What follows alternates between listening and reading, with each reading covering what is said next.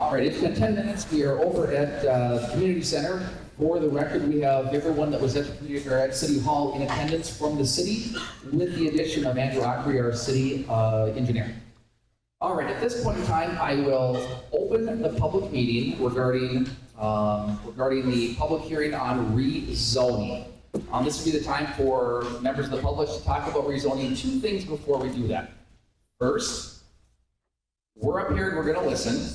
I'd ask everyone to keep the decorum respectful and polite. No one up here is going to respond very good to yelling, screaming, blowhorns, waving a sign in their face. That just doesn't work well. And so we'll listen to you. We'll hear what you have to say, but let's keep it respectful to everybody, and in turn, we'll be respectful to you. Second, we are voting on whether to rezone the property. We're not voting during this session on whether or not Applied Digital is going to build their AI data center. That's going to come later. So all this discussion is whether or not we are going to rezone the land from agricultural to industrial. That's what this part is for, okay? So if anyone wants to come up here and talk about Applied Digital, they don't like this project, that's not what we're doing right now. That'll come, okay, but that's not what we're doing right now. So at this time, I would welcome any public comments that anyone would have regarding the rezoning and strictly the rezoning. And yeah, I see a hand back left. I don't know if we have anybody that'd be willing to run a microphone so we can. Blake, 3 minutes, and I need name and where you live. Okay, that's fair. All right, so we do have the ability to limit comments to 3 minutes. I don't know that we will or we won't do that, but we are going to need to know for our record who your name is and where you reside. Okay, there's yeah. Gentlemen, right here up front. Yeah, we're ready. All right. Mr. Mayor, members of the council, good evening. I wish I could be introducing ourselves under better circumstances. It's not in my character to make waves. That said, the way that the situation with Applied Digital has unfolded stirred a sense of duty in me that I could not ignore. Tonight I stand here as a concerned citizen, exercising my right to speak before you openly. I would like to call and present evidence to this body of potential negligence and potential violations to the North Dakota State Century Code with regards to public businesses done by the City of Harwood and Applied Digital. According to public record, Mayor Henke entered into a non-disclosure agreement on July 9th of this year, nearly 2 months ago. And I'm going to cut you off. This is only about rezoning. You're going to get a chance to talk about that. This is about rezoning. State law.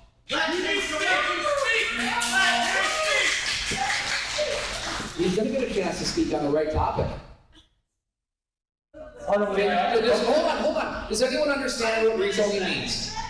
Okay. Do you understand that by allowing rezoning to take place, you basically start the ball rolling down the hill, and once this happens, we're kind of out of our way of preventing this from happening at all?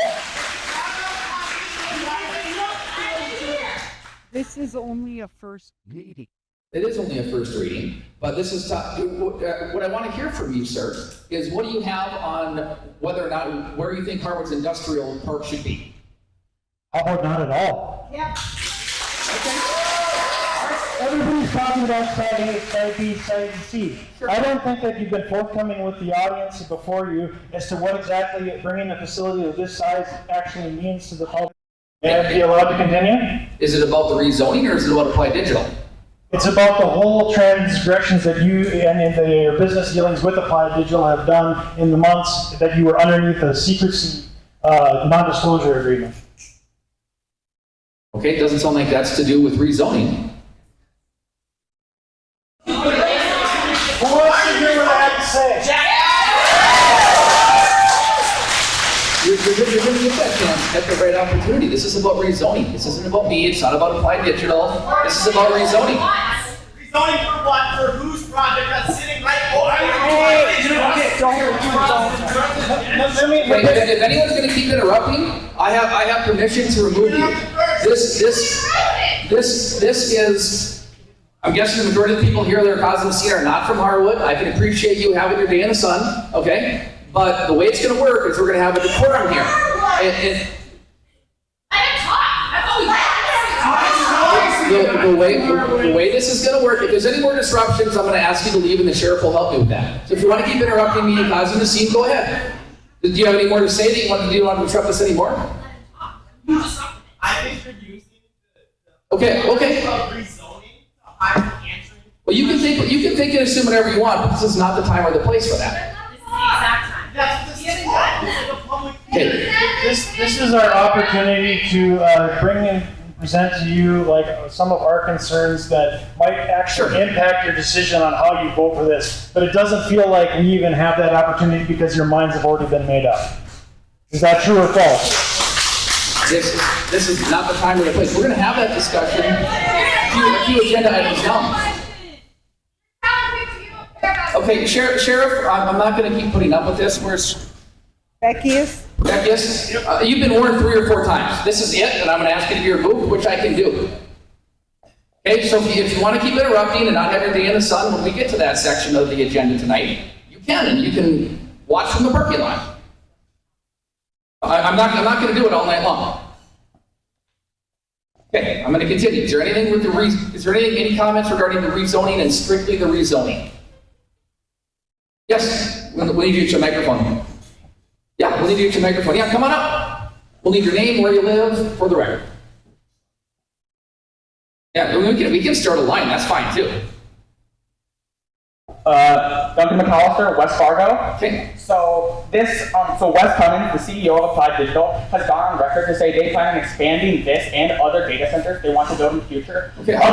Stop. This is rezoning. You're going to get your chance to talk about that. I promise you. I promise those people. If you have something regarding the rezoning, right, from agricultural to residential, from agricultural to industrial, I'll hear it. If it's about Applied Digital and Wes and anybody else, I don't want to hear it right now. Okay, I'll ask one thing. Is the NDA you signed related to this zoning? Or is it unrelated to the zoning meeting today? It's unrelated to the zoning meeting today. Okay, thank you. It's relevant down the road, but it's not relevant right now. I'll keep that in mind. Thank you.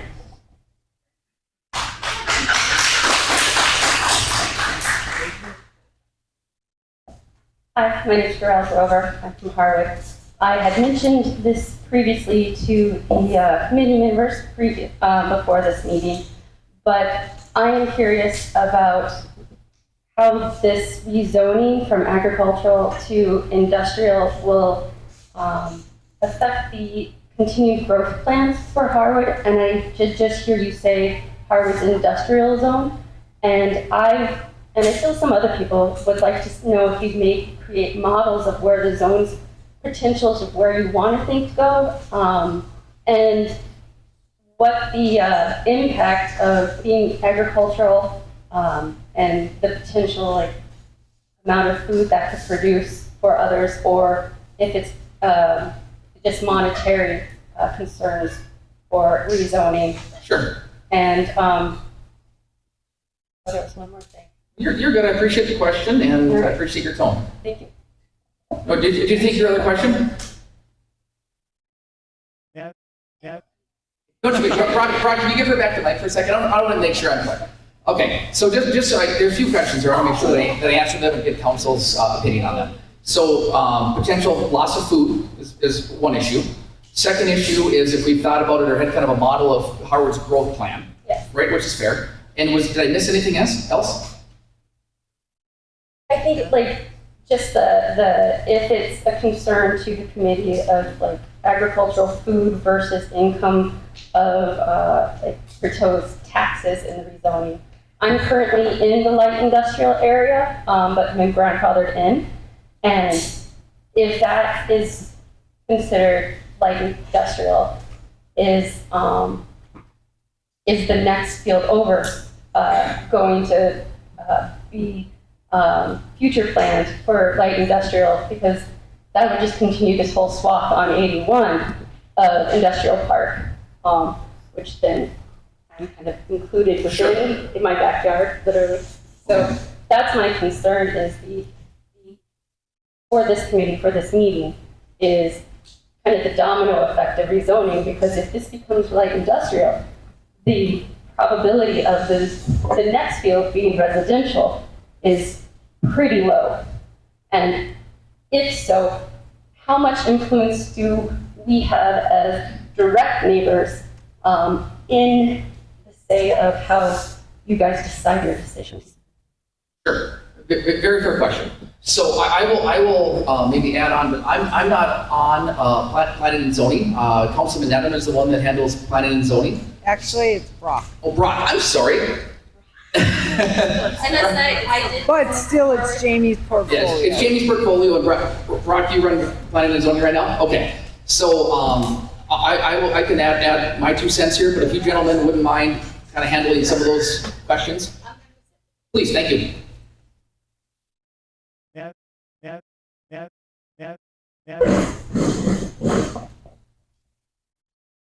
So as far as a long-term strategic plan, currently there is not a formal one.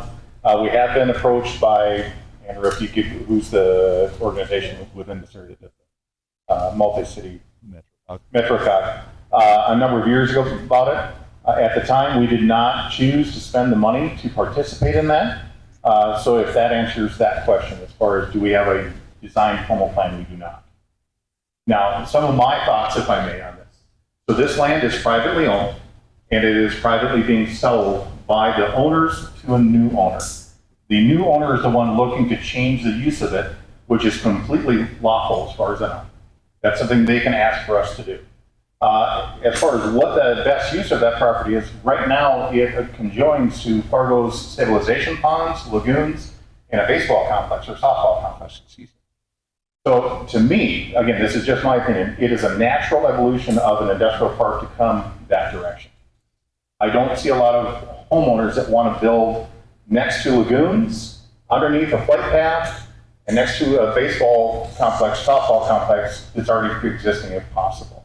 As far as the next chunks of land, because I know where you live, that is again a private owner who currently does farm and own it. That is his choice in the future, or his descendants, what he will do with it. My opinion.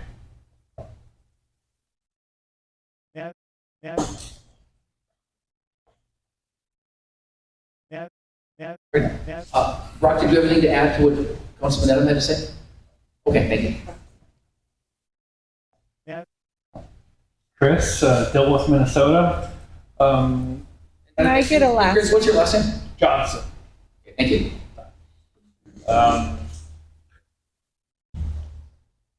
So he mentioned the lagoon, and this was previously agricultural. Transitioning to industrial, are we worried about any water leakage, anything into the watershed? I know a lot of farmers well digging. If the watershed gets poisoned, that's a lot of that bad stuff going down. I mean, I can handle that in our communication with Applied Digital, and I mean, I guess we're looking at rezoning it to something else in the watershed. I guess as I see things right now, I have no concerns about that. Right now, there's not that it's good or bad, but farmers, they use a lot of chemicals, whether we want to believe it or not. There's a lot of chemicals into the land and into the water, regardless. And so I don't have any concerns about zoning it to industrial that would hurt the water supply, the water chain. Right. Right. What if we sell it to someone else? Same thing. We have another industrial park that someone who wants to use it for some industrial purpose, and they come in. I guess we take it in each individual case by case on a case by case basis. But right now, I have no concerns about the water supply with rezoning into industrial. Yeah, and this is German General Public Works Superintendent. And just like I do with our water usage for the city of Harwood and stuff, they still got to go through the whole process of North Dakota EPQ and everything else. So they can't just come in here and use whatever they want, whenever they want. I mean, they still have to apply for the permits and everything through the state of North Dakota, through all the rules and regulations through the state as well. So it's not like it's just, okay, here, do whatever you want. So they'll have to have a plan and everything approved that way as well. And they'll have to go through the watershed, all that, so.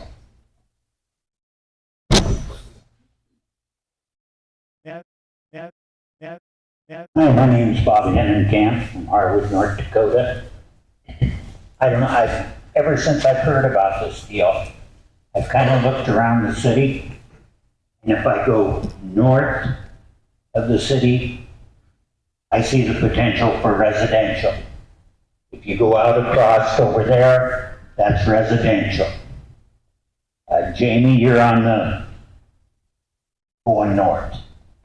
So that whole area there could be residential. I cannot see anything residential going that direction from Harwood. I can see it coming our way from Fargo. But as far as I'm concerned, if we're going to be looking at a spot to change from agricultural to industrial, to me, that looks like the ideal spot for it. That's all. Yeah, Bob, can I call you Bob? Yeah. Okay, I appreciate your comments. Another thing too, this is, I'm speaking for myself, is every resident of Harwood that I've spoken to does not want to become part of Fargo. And everyone's worried about Fargo's growth coming to the north. And this is also, to me, by rezoning it to industrial, I'm hoping that's going to stop Fargo from coming into our backyard. That's another thought. We might not stop that, but that's another thought that at least I've had. Well, my feelings on it are if we don't change it to industrial right now, I have no doubt in my mind that Fargo is just going to try and access that land and they'll change it to industrial. Well, they're already trying. Yep, I know they are. Yeah. And I'm just putting my 2 cents. Okay, thank you for your comments. Appreciate it.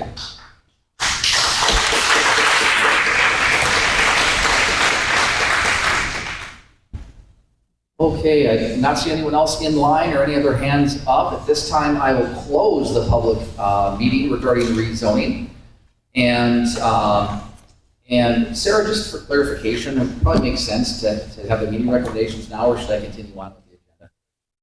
Oh, I'm sorry. We have one more. No, you go ahead, sir. Regards to the rezoning.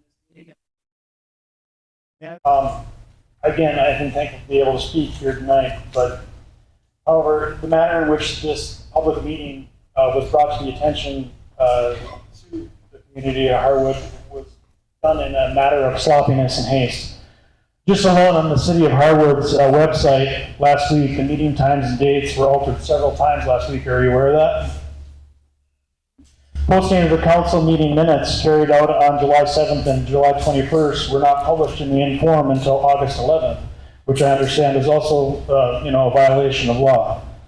This failure to publish minutes in a timely manner is also apparent for the meeting conducted on August 9th. It was also through a public records request that I learned that on August 9th, the meeting entered into an executive session, which I can only assume was to obfuscate the city's dealings with Applied Digital from the public. This failure to post council's minutes and matters of minutes in a timely manner could potentially violate the law and how those postings should be made. Notice for this meeting also did not meet statutory requirements. The law states that a public hearing notice must be run for 2 consecutive weeks for no less than 15 days prior to the meeting. The first posting was in the Inform was on the 13th. The second was on the 20th. The 20th is only 13 days ago. That is a violation of North Dakota Century Code law. So this meeting in itself is invalid.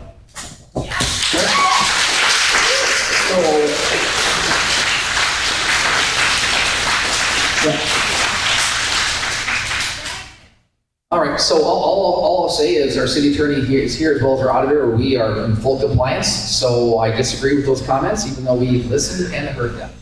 All right, any other public comments? Yeah. Regarding the rezoning.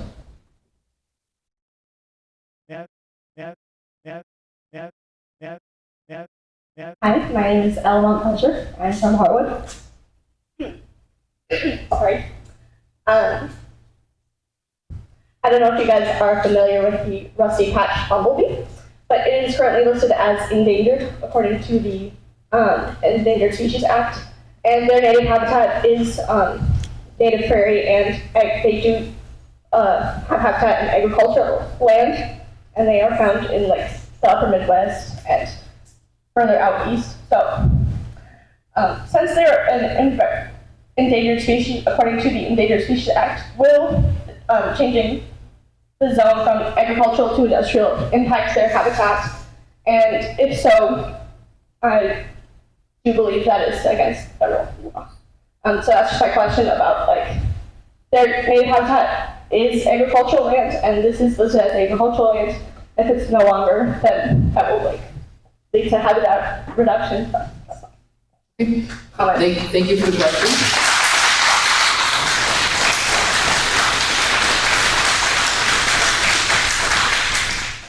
And was it Ella?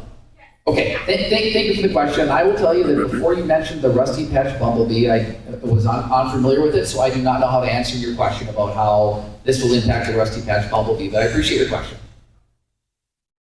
All right, any other questions? Got a couple coming.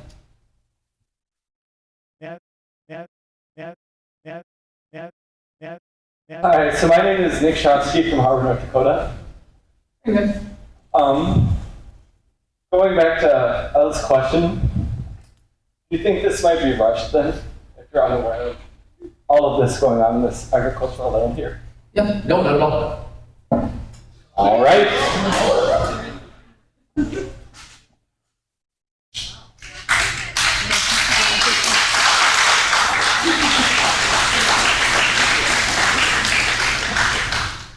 Okay, so you're saying you lack information on whether or not this will harm an endangered species, and if that happens, break federal law. You're saying you lack information on that, and yet you're still perfectly sure that this is not rushed whatsoever. That's what you're saying. What? Is that what you're saying? What I'm saying is, it's about rezoning it. Okay, I'm hearing some comments. Everyone's been warned, Sheriff. I'm not dealing with it. Gentleman with the long blonde hair there, I'd like you to be removed. Well, I see who I'm looking at. There's been two guys. The person that just flicked me off, I'd like them removed, Sheriff, and her too. Yep. Those two I'd like removed. So, I could have everyone's attention real quick. All of your citizens, you're cowards. You're fucking fake.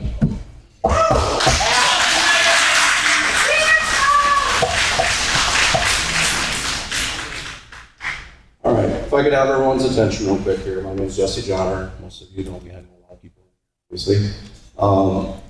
Just real quick about the meeting, okay? We certainly respect everyone's. I'm not on this side or that side. I'm neutral. We're here just to keep the peace, as everyone knows. But there are certain laws that we have to follow in regards to meetings, posted in the Century Code. So if the mayor does ask us to remove people and he gives you a warning, several of those things are listed in the Century Code, and we'll have to ask you to leave. So if you want to stay here and provide comments, which I see most of you want to do, just do it respectfully. That's always asked.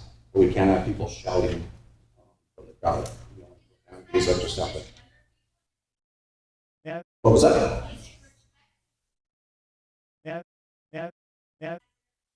Could you remove your mask so I can hear you talk, please?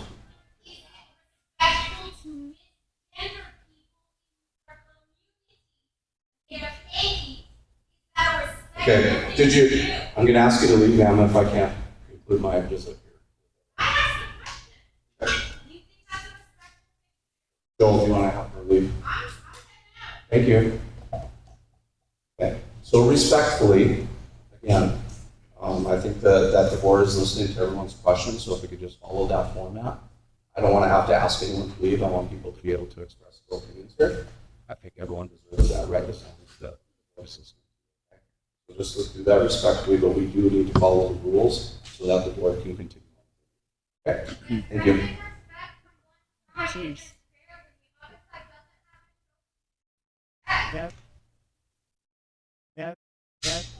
Go ahead. All right, sorry. Let's get back on topic here. I know you've come up a couple times. What was your name, sir? I apologize. Duncan McAllister of West Fargo. I'm going to write this down. Duncan McAllister. Okay. Can I say what I said again? Yeah, go ahead, Duncan, please. Okay, so the information has been presented to you that even just rezoning this land could harm an endangered species, which is in violation of federal law. That information was presented to you. You said that you're not sure on it, and you still think that it is completely reasonable to change the zoning of this land, which could hurt an endangered species and therefore violate federal law. All right, here's what I know. For any build, whether it's Supply Digital, whether it's whoever might want to come into this potential industrial zone, They have to follow all EPA guidelines. They have to follow all DEQ guidelines. And they have to abide by federal and state law. They have to. And no one's presented me some kind of big study about go back, about the rusty patch bumblebee. And I'm not making fun of the bumblebee. I'm sure it's a worthy cause. But as long as a company comes here and they're following all federal and all state guidelines, yeah, I'm okay with that. All right, thank you.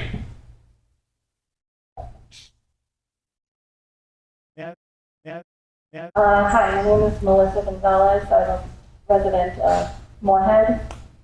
I just have a couple of questions. One of them, What was your name? I'm sorry. Melissa Gonzalez Thank you. of Moorhead. This question was asked earlier, but it wasn't answered, at least not as far as I understood it. So my first question is, why is there a zoning meeting happening before getting input from your community about whether they want it or not? It just seems like, as other people have brought up before, you guys have already made up your minds about it, rather than wanting to get your input from the community first, and you won't let other people talk about other different topics at this meeting. My second question in relation to impact on the endangered species, and I asked this at the last Applied Digital presentation too, and didn't get much of an answer, was if the company itself had an environmental impact report done, or if the city was going to have their own environmental impact report done before approving this project, to see the impact that building this would have on the environment. And the endangered species is a valid concern. Finally, whether we agree with it or not, this planet is going through a climate collapse. We need to be going away from fossil fuel usage, not barreling towards more usage. I think this is just incredibly irresponsible, and yeah, those are my questions. Okay, and I'll reiterate what I just said. If someone wants to build here at Harwood, and they're following all state and federal laws, that is something that our policy has been to allow, as long as they're not breaking any state or federal law, and they're complying with both. That's historically been good enough for the city. And as far as how we notice things out, we are 100% in compliance with state law. Not everyone might like how that state law is written or how it is. That would be a conversation for this legislature, not me, but we have our city attorney here, we have our auditor here. We've been in compliance with everything, and we've done this by board. That's what I have for you.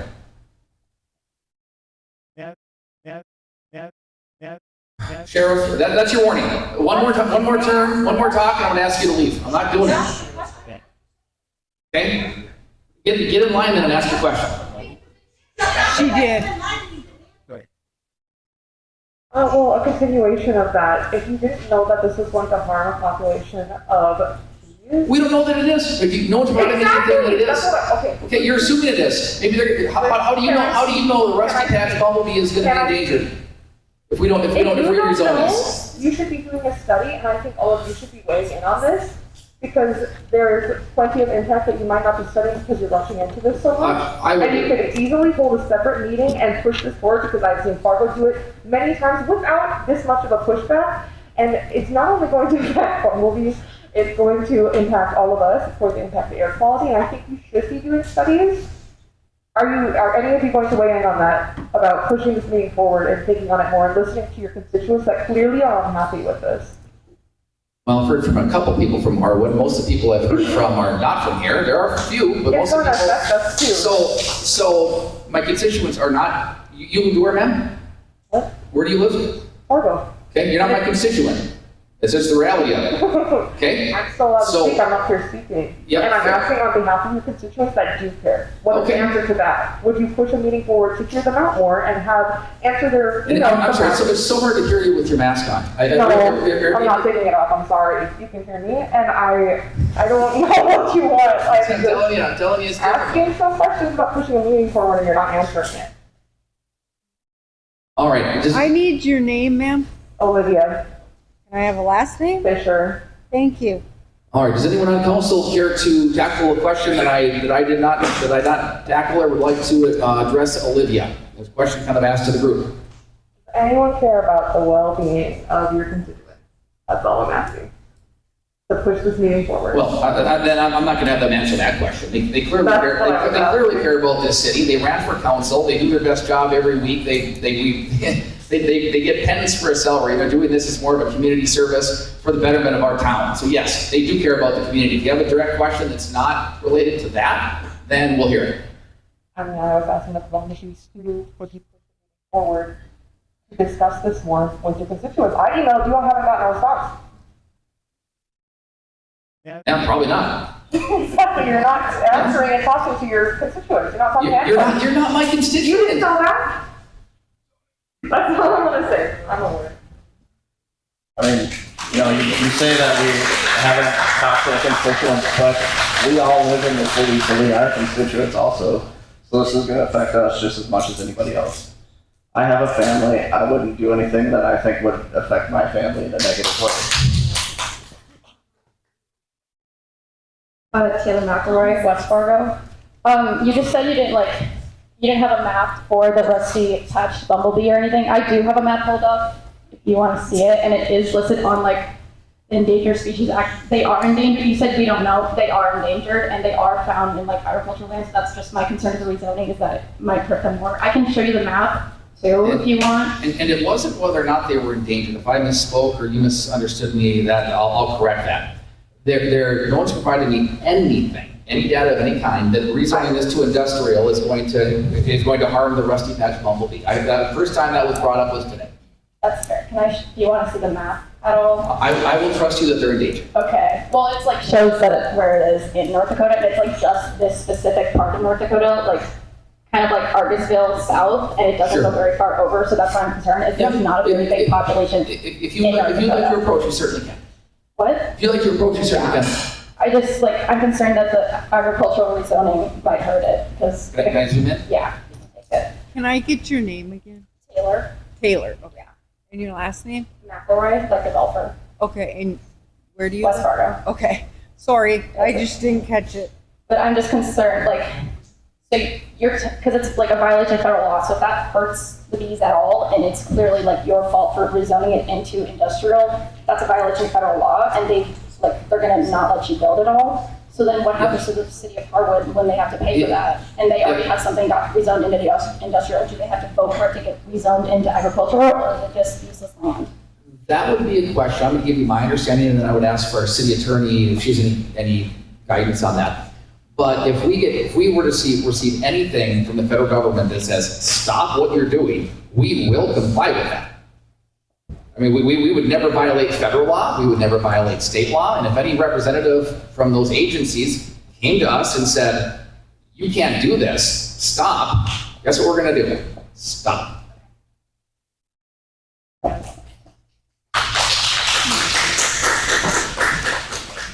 Can I get your name? Jeremy Johnson, Harwood. Thank you. Since you're claiming that the majority of Harwood constituents want this, have a vote for Harwood constituents.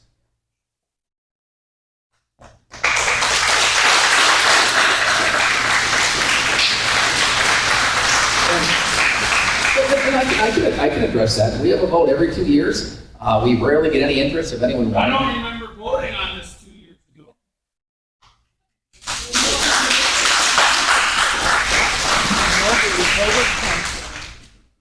They voted. Right, and that's kind of how city government works. If people don't like it or aren't happy with it, run against anybody up here and try to make a change. You know, you vote every 2 years for either me, for Councilman Nedham, Councilman Fix, Councilman Higgins, Councilman Sundberg. And that's, we're your representatives. We don't have a vote with the city on everything that we do. You vote for us. We're collectively trying to make the best decision for the city. I've been on council. I was on council for 4 years. I've been mayor for 5 or 6. And every day I try to do what's best for this city. And I don't make everybody happy. And I'm okay with that. And I'm okay taking the heat today. But until I am not elected or I decide not to run, I will continue to do what I think is best for this city. And that's what I'm doing.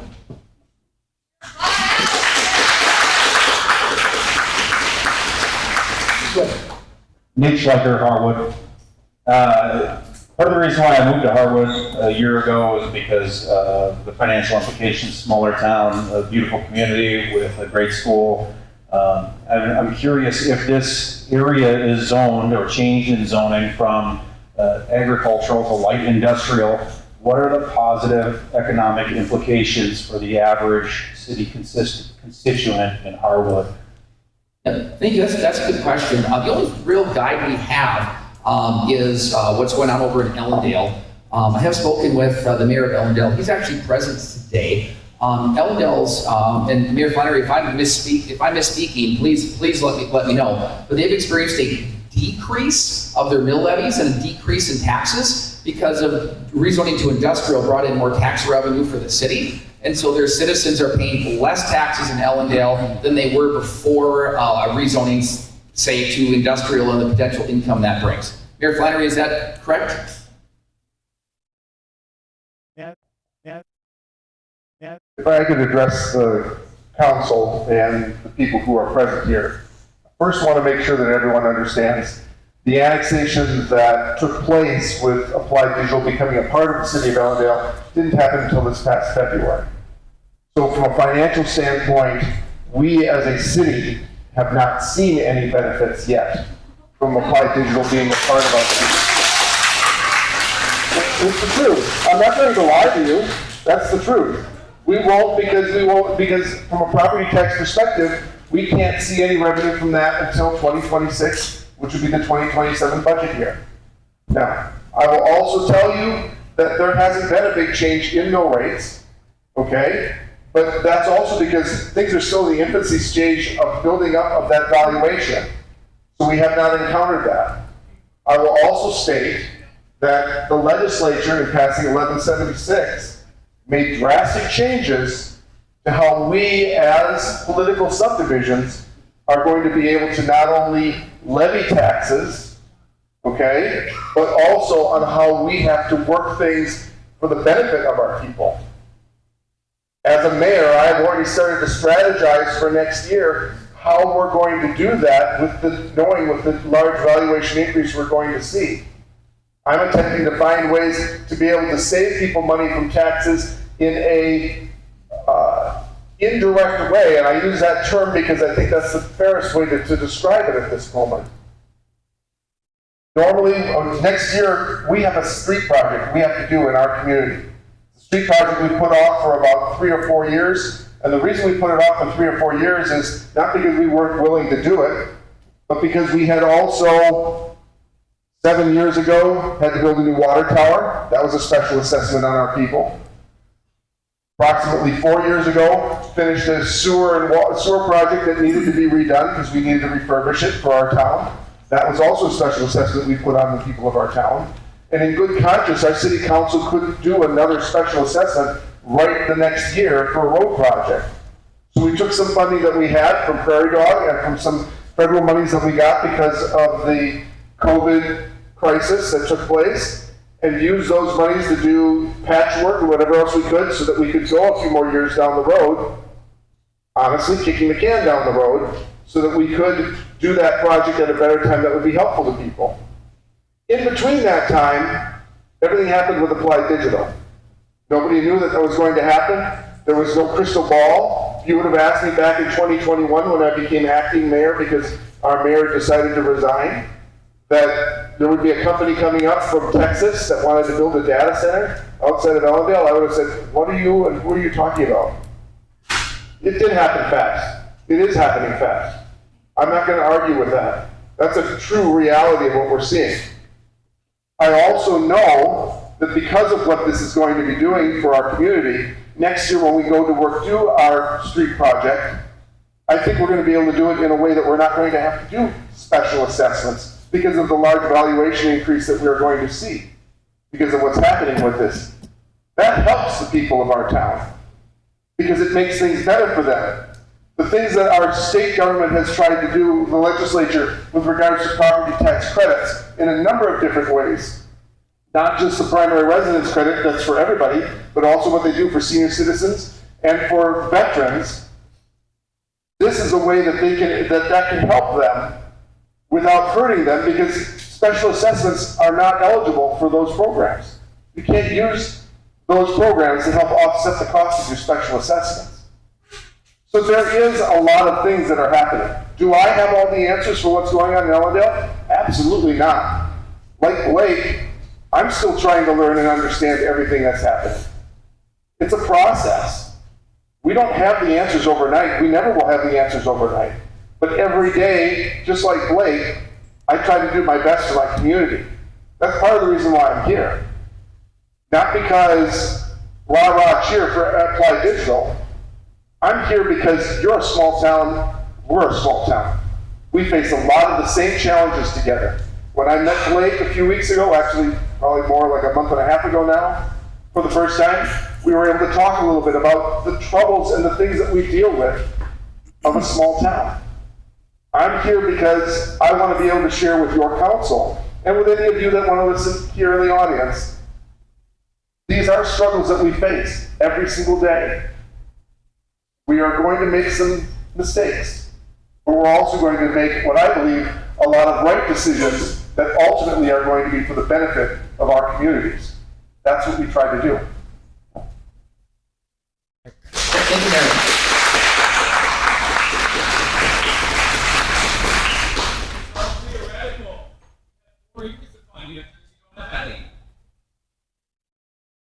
All right, Sheriff, I'm not tolerating it anymore. If anyone wants to shout out and yell, you can leave.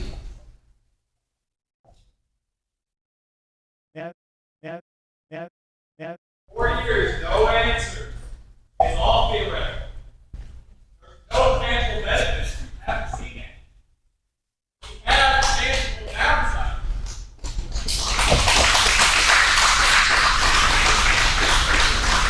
You're back. Yeah, me again. So you stated you spoke to the mayor of Ellensdale about this, and he kind of called you out for being at least misleading to your constituency. And I'd like to ask, have you spoken to any residents of Ellensdale? And if so, how many? So I misunderstood our conversation, but it is going to save his citizens money. I don't think that's being misleading. He corrected the record, and I'm glad he came up and did that. Theoretically. So as far as the reaching out to citizens, that was another council member that did that. Chris Higgins did that. I don't know if you want to address that, Chris. Yeah, I can. My name is Chris Higgins. I've been a Harwood resident since 2017. When I heard about all this happening, I shared a lot of the same frustrations I'm sure most of you experienced. So I took it upon myself. There's a page on Facebook, Ellendale Residents, and I joined that. And I said, this is who I am. I'm open to having conversations about the pros and cons. I want to hear it all of what Applied Digital has done for your community.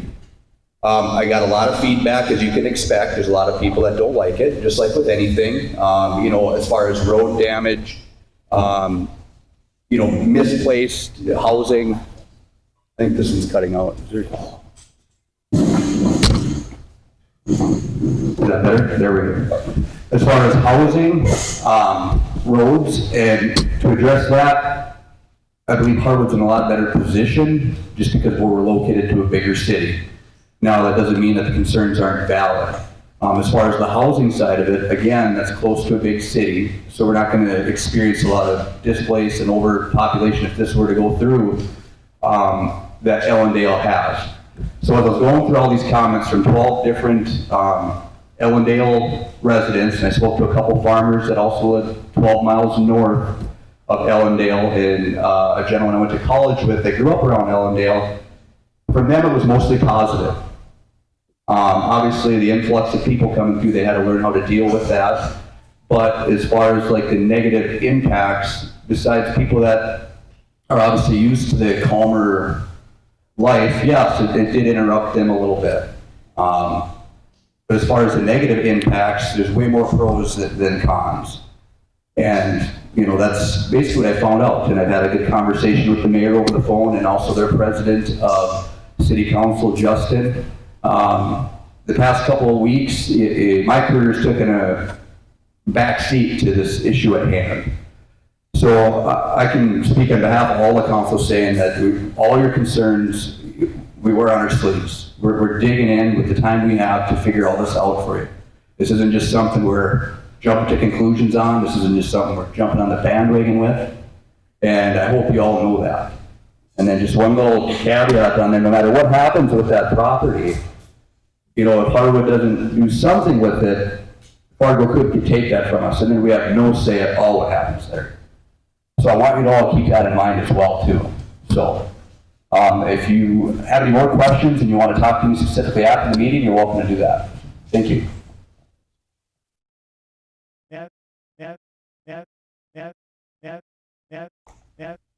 I had one more question. Give me a second to remember it.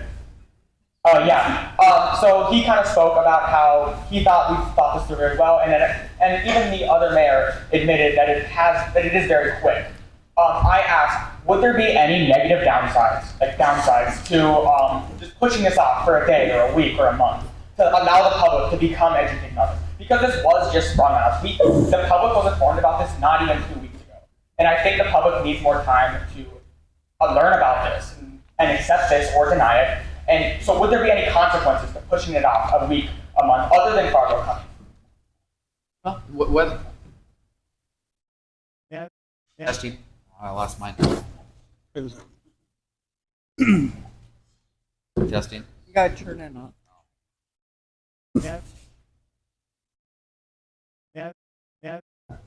Testing. Okay. There we go.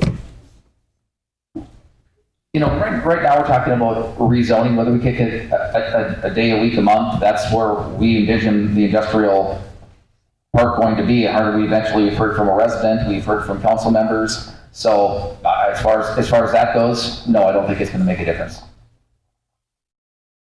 Yes.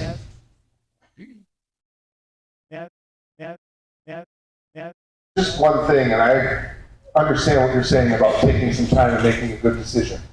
Okay? This process isn't a one-vote process. This is a 2-vote process. If they decide to move forward tonight, they still have to have another meeting to finalize that decision. That's going to give them more time to, again, be able to re-examine and look at all the facts with all the information that they have. That's one of the things that I just want to make sure that you understood. And yes, Mayor Blake, that I know you didn't mention it, but I just wanted to make sure that that was clear, that people do understand. Anytime you do a zoning change, you have to have 2 readings and 2 votes for it to be finalized. It's not a one thing, and you've got to take a period of time between those votes before you can even do that. I just wanted to clarify that. Yep. No, that's a good point. Our auditor brought that up as well, and I should have mentioned that beforehand. So thank you, Mayor. That's been enough questions. Jennifer Spees, you had a question or comment? I just feel like we're getting a little off track. I wrote, I think the biggest issue here is the fact that I heard Fargo already annexed the land. And so from my thing is that I think that a lot of residents don't realize that happened. Like Fargo wants this, they want them, and they already annexed the land, which is my bigger concern. So can we speak to that, or is that later? Yes, we're going to have a specific vote on that under our first thing under new business. So appreciate that comment, and that will be discussed.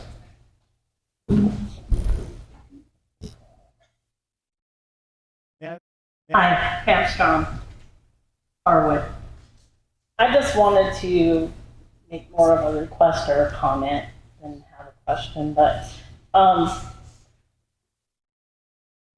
when you make a decision on this, I know that you talked about if they pass North Dakota's standards, if they pass the federal standards, that's good enough for you. But like if you've ever run a business or daycare, the federal government, the state government has standards set But if you only take care of a child according to those standards, you're really not looking out for the best for the community.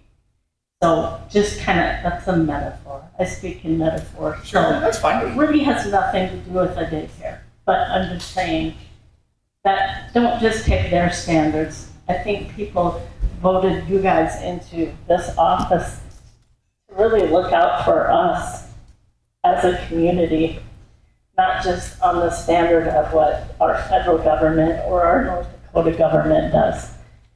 I think the tighter the community, the more concerns you should have for what goes on in it. Thank you for your question. Can I get your name? I missed. Thank you. All right. I've already spoken about my 2 cents on this. Would anyone on council like to address that anymore? Otherwise, my comments will stand. I'm going to share that. I will. Just real quick, I think this is a good opportunity. My name is Chris Fix, one of the council members here, and the mayor's already alluded to this. We're all residents of this town. Anybody that's elected here, it's a prerequisite. You have to live here. So Chris, myself, the mayor, Councilman Nedham, Dick, we're all community members. Dick, how long have you lived here? 44 years. Dick's been here for 44 years. I've lived here for over 20. No one up here is looking to make any decisions that are contrary to what's in the best interest of this community. I can tell you that. Okay. So if you're back there, you have questions, you're concerned, then come find one of us and have a discussion, because that's the way for you to influence some change, right? So we have a lot of people here. We have a lot of outside interest people here that are they're here because they feel strongly one way. And I feel like everyone here that's a member of this community has to understand how strongly everybody does feel, myself included. I need people to understand that. So we don't take it lightly. We are taking this very seriously. Most of us have kids. We've raised kids in this community. I don't think that it's in my interest to raise my children in a town that I feel like we're doing something contrary to what's in their best interests. Okay? So just take that for what it's worth. I think everybody up here that's sitting here feels that way. Yeah, I don't know. I used to work for the sheriff's office. Anybody that doesn't know me in that capacity, I took an oath to serve and protect back then, and I did it for a long time in this community. And I'm continuing to do that up here. So take that for what it's worth as well. If you don't like that part of my backstory, that's fine. I'm good with that. I was a cop for over 20 years. Not much you're going to say that's going to hurt my feelings. So I just wanted to chime in with that, Mayor. I think there was a good chance. Jen gave a nice opportunity for that, so appreciate that.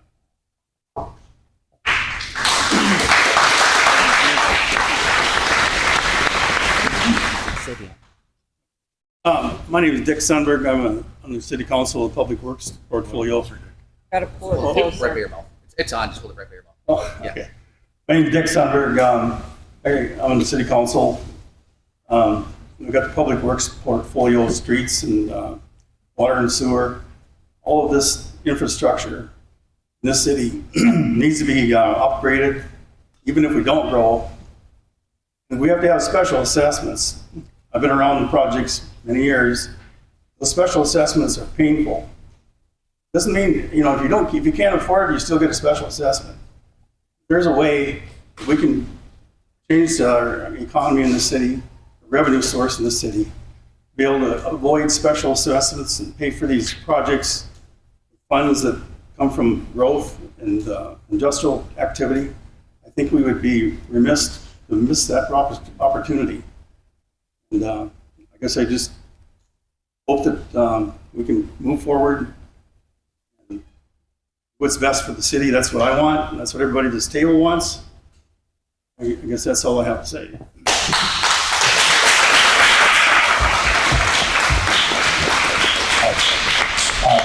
Yep. Chris and Dick, thank you very much for your comments. This has kind of put a toll on, I think, a lot of us, more than we expected. expect or thought it would, but that's how serious we're all taking it, so I appreciate those comments. All right, Ryan. Hi, my name's Ryan Paul, living in Harwood here. So question, if we don't approve this today to agriculture, they're gonna move 3 miles behind us, correct? The way it sounds. No. So my understanding, there's 3 potential options, and it does somewhat impact the rezoning. So my understanding, and Applied Digital representatives are here, so if I misspeak here. But right now, their current site is in the city of Harwood, and that's where we're looking to rezone it to industrial. Fargo has annexed our own land in, which we believe to be unlawful. So if they get their way, it's potential that it's going to be built in the exact same location with no tax benefit for the city of Harwood. So we deal with all the headache and none of the benefit. And then my other understanding of the third potential site is about 3 miles west of the current location outside of the city, where we would still deal with some headaches of construction and traffic and everything else we deal with. And again, we would get no benefit from still dealing with the same headaches. My understanding is, and Applied Digital is right here, that this is going to be built. It is going to be built around here. And so as the mayor and as trying to do what I think is best for our citizens, I think that what makes the most sense is to, as we get down there in our agenda, is to at least receive the benefit to the community from still having to deal with the potential headaches that we might have. Okay. My question is, we don't zone it today, Prosper's gonna get it, or Fargo, okay? Think about it. Building constructions, a lot of gravel, a lot of, materials, the precast building. You stop and look at it.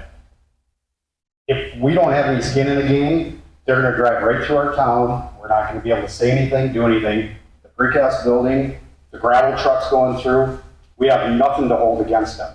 They build out there, they're not gonna be driving by our school. They're gonna be coming down the road and taking a left or going south. They're not gonna come into our town. It's gonna be less dangerous by Senex. The kids are gonna get to school safe. So I think you guys are on the right mind. Help out, look out for the community. I think you guys are doing a smart call on this. Thank you, Ryan.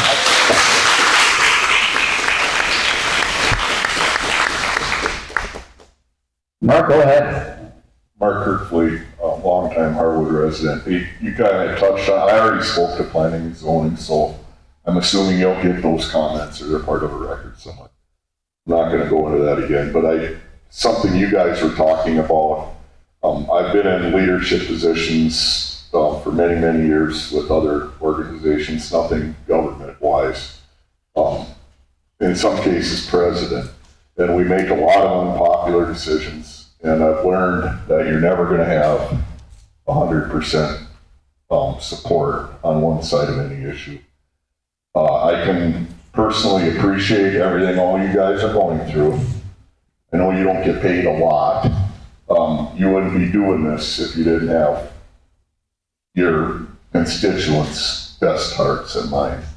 Personally, I'm a little frustrated and wasn't quite expecting some of the blowback from people from other areas who don't even live here, they're driven by some agenda that I'm having a hard time understanding.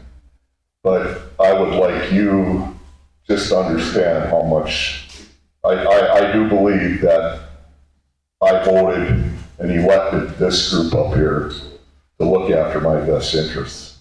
And I'm in full support of this project after doing the homework and learning what I've learned about it. I was concerned at first.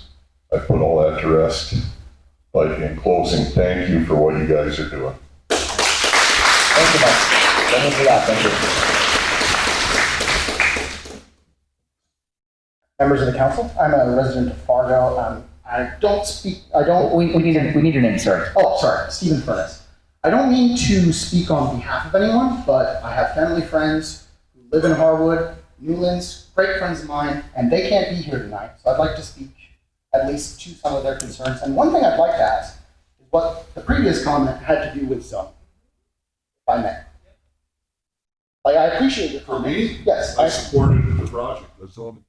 Okay, I said excellent. Okay, so I missed that at the beginning. I'm sorry about that. And then the other thing that I would have to say is you had a person come up here to discuss the endangered species, as you mentioned. You had another person come up and ask you about your response to that, which, if I remember correctly, the initial point was these endangered species, if they are put in trouble, that would be a violation of federal law. Your response to that was you're not aware of any issues in that regard. No. Is that correct? I think that's fair, sure. Sure.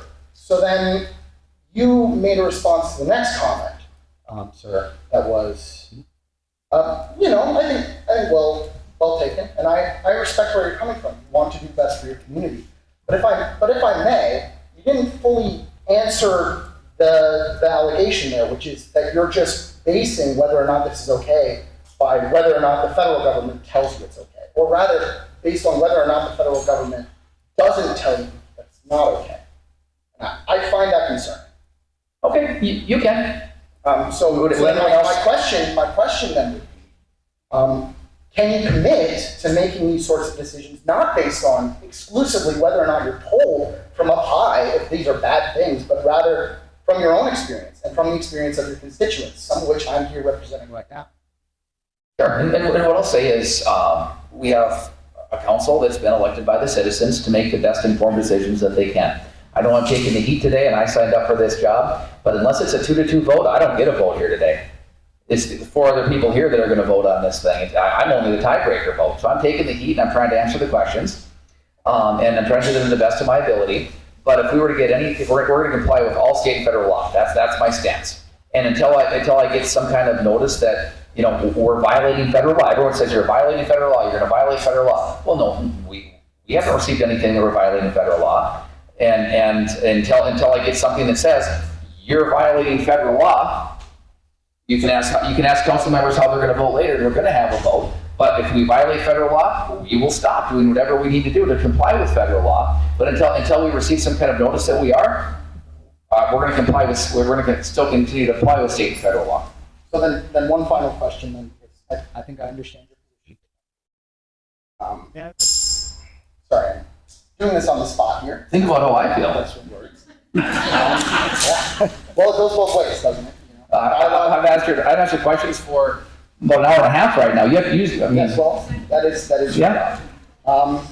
So, sorry. Yeah.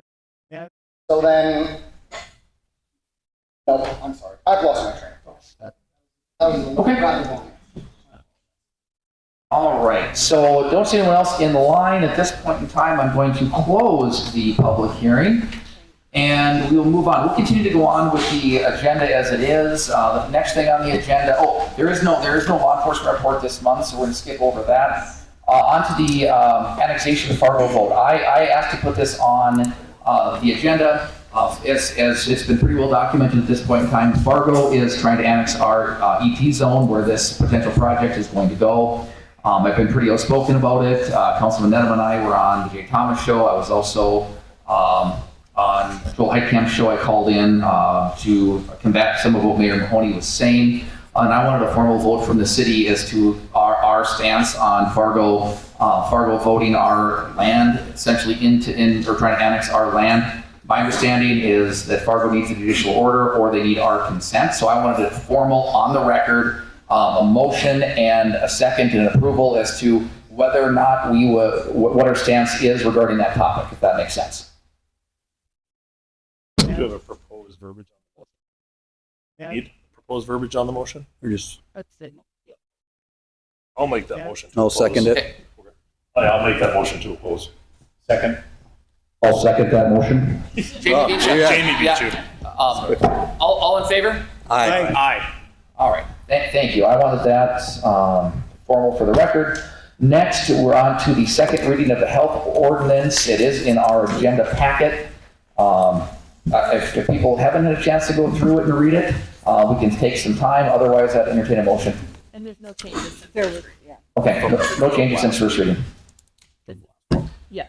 Sarah, rather than pass the mic, can I just announce who approved? Yep. Is that acceptable? Yep. Okay. All right. Would anyone like to make a motion regarding the second reading of the health ordinance? So moved. All right. Councilman Ned on the second? Second. That was Councilman, I was going to say Fix because I get that wrong all the time. Councilman Higgins, all in favor? Aye. Aye. All right. Motion carries unanimous. All right. Now we're on to the big topic of the day, Applied Digital. We have several representatives from Applied Digital here today. I've met some I don't know. Who would like to speak from Applied Digital?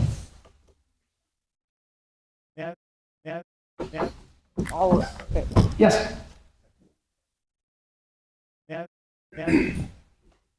Hi, Council, thanks for having us. My name is Wes Cummins. I'm Chairman and CEO of Applied Digital.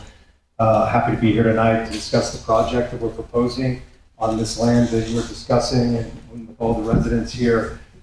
Just a little bit about us and what we do here in North Dakota. So I'll first talk a little bit about AI. So there's a lot that people get excited about, scared about with AI, but what I would say, what we do is we build infrastructure for AI. So this needs to have a certain type of infrastructure, a certain type of data center that we're building. We don't control what actually happens inside of the data center. We don't, we lease this out to a tenant. Typically, I always talk about the tenants we have are typically large customers. These are long-term leases, so it provides a lot of stability both for the communities that we build in, for the power companies, for everyone involved in it, and it's typically investment-grade tenants, so some of the largest companies in the world. But when we talk about AI, the way I view it, and we view it inside of the company, is we are enabling this, but this is happening kind of with or without us, and the way I really think about it in my mind is we're probably in the most important arms race around the world that we've ever been in. And so if you don't like this project because you don't like AI is coming here either way. Our goal is that it's USA made AI instead of China made. Those are really the two choices for people. So let's set that aside. So then what we do is we think about how can we best and in the best way go about this process and do what I call inside of our company, do things the right way. And the right way is, how can we have the lowest environmental impact? How can we have the best impact on the communities that we're building? How can we work with communities and build this, honestly, in places that it's never, technology's not built in communities like this. Technology's not built in Ellendale, North Dakota. That's not where technology, what you think of, where I think of when I grew up in this. So my background is, I grew up on a potato farm in Idaho, and this wasn't built in our community. All done in Silicon Valley. It was done somewhere else. My dad really preached us to go to school so that we could go and work in those jobs or job somewhere else because our town was 200 people. And so for me to be able to bring this back into communities like this, create what I think is some of the lowest impact projects of this scale. So we'll build, we're talking about investing $3 billion here that will be in the town of Harwood. We want to work with the town of Harwood. We have a model where if you build data centers in Texas or most data centers around the world, they use millions and millions of gallons of water per day. We designed a facility specifically to use zero water, to really as close as we can get to zero. So, and what does that mean? We use a closed water loop. Think of it like your car, right? So your car has a radiator, you have coolant that's in the car, rolls around, and then really the way your car uses water is you're driving it and you're drinking water, right? And so we still have people inside the facilities. They use the restroom, they drink water, maybe some dishes get washed, but that's how water gets used in these facilities. So we make it super efficient from that perspective. And then in North Dakota, we can push the power use efficiency extremely. It's actually extremely high, but extremely low. So when you build in other places, you'll typically use the power you use to run IT loads, and then you use 50% more, at least, of that power to do cooling. Well, North Dakota's great because cold climate, so we're going to use a lot less power to run the same amount that we use in Texas or Arizona or Virginia or other big data center markets around the country. So again, trying to do everything you can, and then why North Dakota? Not only is it great from a climate perspective, but I think most of you know, North Dakota generates or produces about 6 times the amount of energy that they consume in the state. And so, when we started this, we were working with Governor Ferguson. His big agenda item was to keep that energy inside the state, use it for North Dakotans for that economic prosperity inside the state. And this is one of the things that we bring to the state. The energy being produced here, North Dakota is a huge exporter of energy, huge exporter of electricity. being exported to Minnesota, it's being exported down to Iowa, it's being exported to Omaha, to Nebraska. And what is one of the biggest things they're doing there? They're building data centers. They're building data centers there. The one is a big place for Microsoft, Omaha's a big place for Google. Minnesota has a big Amazon facility going in. So these data centers are being built. And North Dakota's producing energy for these data centers and not getting any of the benefit, not getting the jobs, you're not getting the tax basis that we bring. And so we try to do this in every way we possibly can to benefit, the place where you're generating energy, the town that we come into, you generate, you benefit from the tax basis that we create. And then also we train locally for a lot of our jobs. Our jobs that are, relative to the income in North Dakota as well. In some cases, extremely high-paying jobs. We have a lot of jobs that pay well north of $100,000 a year. They're training from people here locally. We do all of the training here. And then one of the other things that we've seen in Ellendale specifically, is people that left Ellendale, grew up in Ellendale, and then have actually been able to come back. Their families there, they have a job. They come back to work for us. They come back to the community and grow up and the community can start to grow and flourish. But yeah, speaking with the mayor, shrunk 30% in the last 20 or 30 years. So it's really a perfect fit. It's the leading edge of technology. We create a significant number of jobs, not an overwhelming amount of jobs. Probably about 200-300 jobs that are permanent jobs on the site. I won't say that there's not going to be some headache around construction. There's always some headache around construction. But when you think about the job after the fact and these facilities, and I don't know, it's just on the itself here, the facilities don't create that much noise relative to anything else that you do. Like, if we were crushing soybeans, I think they do a lot of that for your rubber cuts, food processing. So it's really a super low impact. I can say it's no impact. I won't might even say that. But construction has an impact. It would be traffic. There'll be a lot going on in the constructions over after, on this, call it 10, 12 months. And in your facility where 200 or 300 people going on multiple shifts per day, they get massive amount of traffic. It's basically, there's something that you don't notice other than you see the buildings with work, somewhat like the Amazon warehouse beside the airport over here. So just a little bit about who we are, what we're trying to do, and what we hope to be able to do here. But the mayor is right. He's talking about these are going to be built, and we're going to build them, and other people are building them. Would love to do it here, but people will build it elsewhere. But I think this is a great fit for this project. Okay. Well, Wes, we haven't met before, but we have a lot of our citizens here. Would you be open to any other questions that some of our citizens might have? Happy to answer questions. Are there any citizens of Harwood that have any questions? Do you have a CEO of Applied Digital? This is a hot topic here. Any citizens of Harwood who would like to ask? Well, what's the question? Yep. So the way we choose sites in general is there has to be kind of a confluence of things that happen. And so the number one is power. So there's a robust grid here. We've been speaking with the utility here for 2 or 3 years. We've been working on it. So there's very extensive studies done on the utility, the abilities to support something like this. And for them, the conversations basically went to, we need to grow our generating capacity of utility, a load like ours, which is extremely stable for a long period of time. So, to build new generation assets, the western side of North Dakota has a huge amount of oil and gas, and the WBI pipeline was approved recently. It will come to the eastern side of North Dakota. But the utility, these are small utilities, they can't afford to just go build things on spec. So having a customer there allows them to build something, service their, the constituents of a lot better. So power is number one, fiber is number two, and those are the two primary items. So those kind of come together here, but there's several sites in this area, and actually several sites all over the state that have just done that. I'm very interested. You have said that you're creating a facility at this company that will come in and I have heard that this is a training AI facility. Is that, or what company in there, or do you stay on with the generating AI or any other type of Sure. So it's very likely, I can't say for certain, but very likely to be NVIDIA chipsets inside of that facility. it will be Gen AI, but all of these companies in the US and then, around the world are racing for super intelligence and AGI.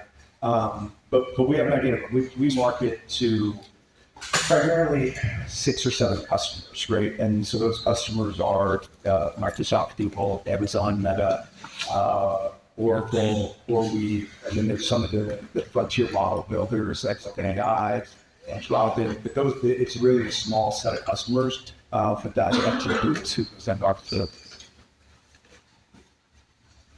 The question rate, Margot somehow the accusation. If we get so I want to go through. It's a great question. I wonder if we should, everyone that I do understands this is usually fast.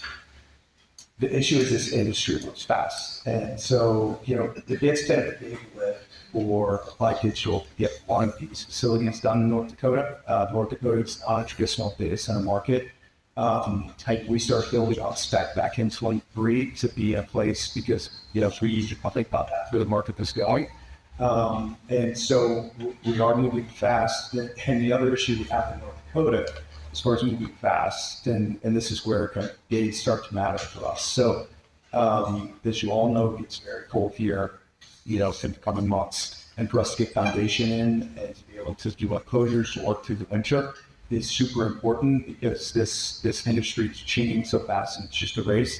The answer is if we get approvals, we could still look like we talk about like this.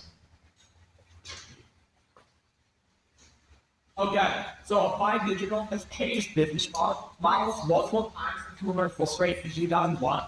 How do you know that you're not just going to switch business models, go to a new market, where the market's hot, and leave your input to rock? Sure, so that's a fair question. To just clarify this a little bit. So we started Applied Digital inside of what was effectively a dormant public shop in 2021. And so all of those businesses previously were not us. And so we took that shell. It was just a mechanism that we raised capital when we start building this. So we started building Bitcoin data centers. We're not Bitcoin miners. We didn't mine Bitcoin. We built a Bitcoin data center first in Jamestown and then in Allendale. That's not what we're building here.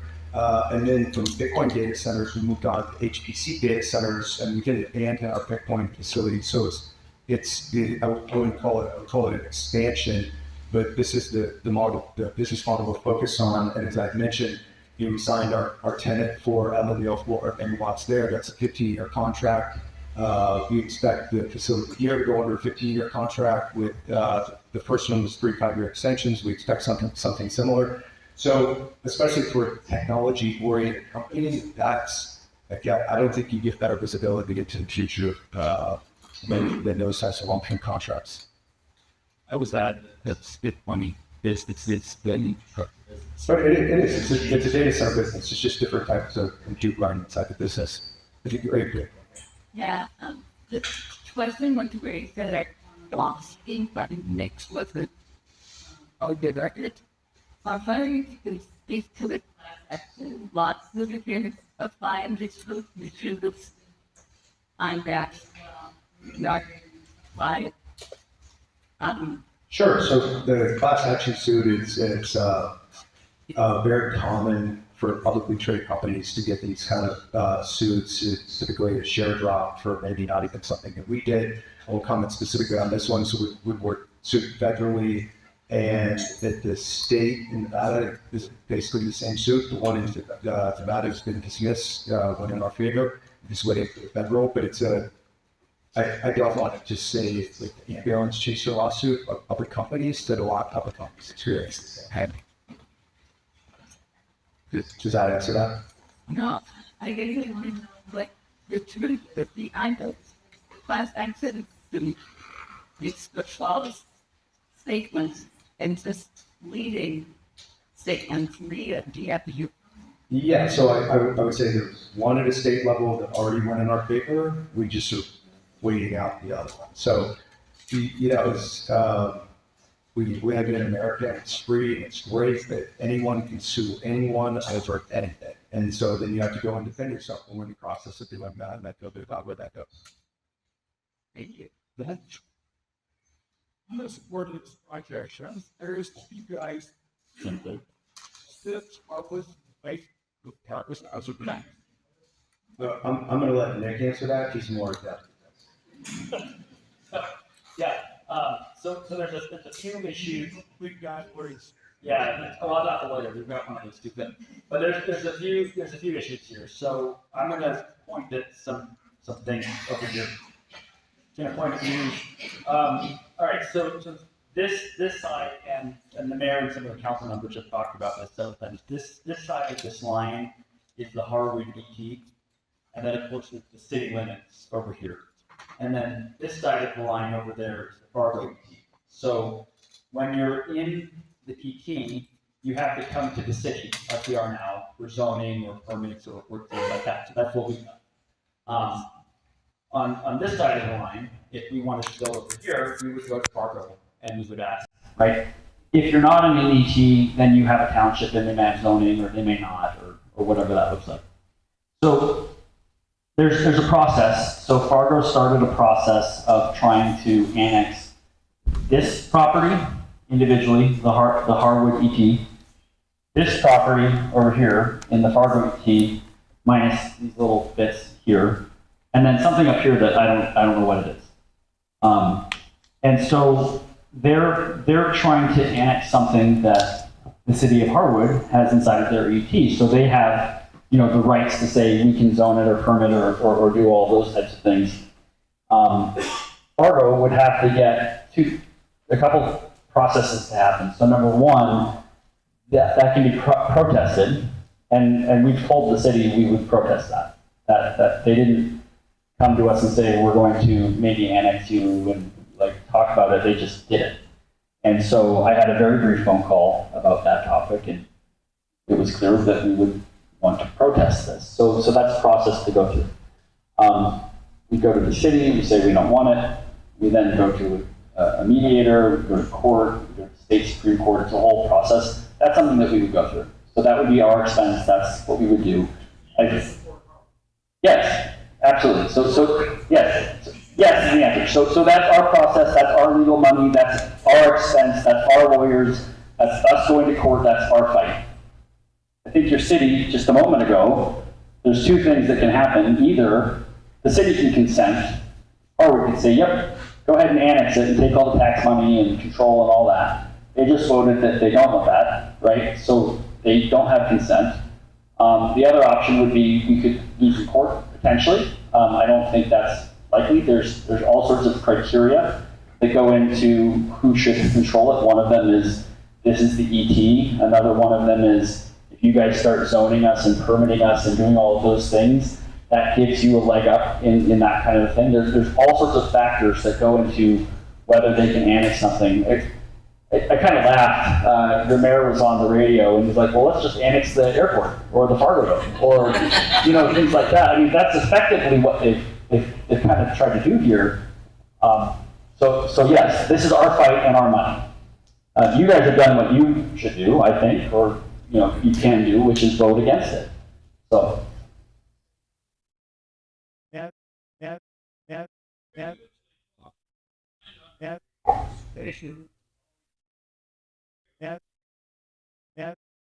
Yeah, actually, so there is 925 acres that we have under contract. The only thing we're talking about today for zoning is these two quarters, so 320 acres. And the only thing we're talking about for permitting is this 160 acres here. None of the rest of it. We contracted for more land because we want options. I've had conversations with several folks here tonight and also last week who've asked questions. One of them is about water. There's a neighbor somewhere here who asked about water. This pond is runoff. These are big buildings with roofs and there's concrete and things. We can't just let the water run onto the neighbor's property and make them mad. So we have to have an ability to do something. That could be planting trees. That could be other uses, other buildings that's not data center related or is data center. We don't know. All we know is this is what we have approval for from a power perspective, 280 megawatts of existing power that's already existing that the utility has, and that's it. It's 160 acres. I talked about that last week as well. There's been a lot of questions about the 925 acres. There is 925 acres that we have contracted. Some of it's on the Fargo side, some of it's on the Harwood side. That's where we want to build, that 160 right there. Yeah, we have not closed, no. So developers will typically do this. They'll come in and they'll ask for a zoning change to a city or a township or a county or whatever, and then they'll close after that happens, because why would you buy it for the price that you would pay if it's unusable? Yep.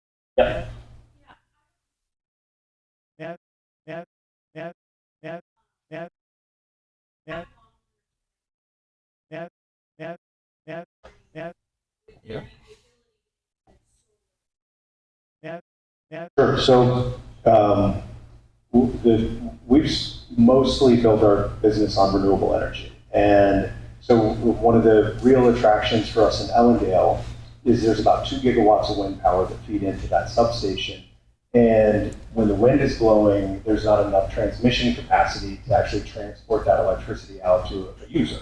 And so what we're able to do is take these facilities and build them close to the generation of power, the creation of power, and then utilize it as well. So in Ellendale, what would happen? Wind blows, too much energy in, grid goes negative.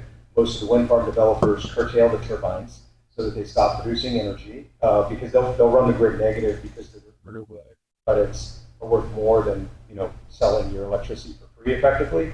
So we built most of the business to date on renewable energy, and I think there's a lot of opportunity around that.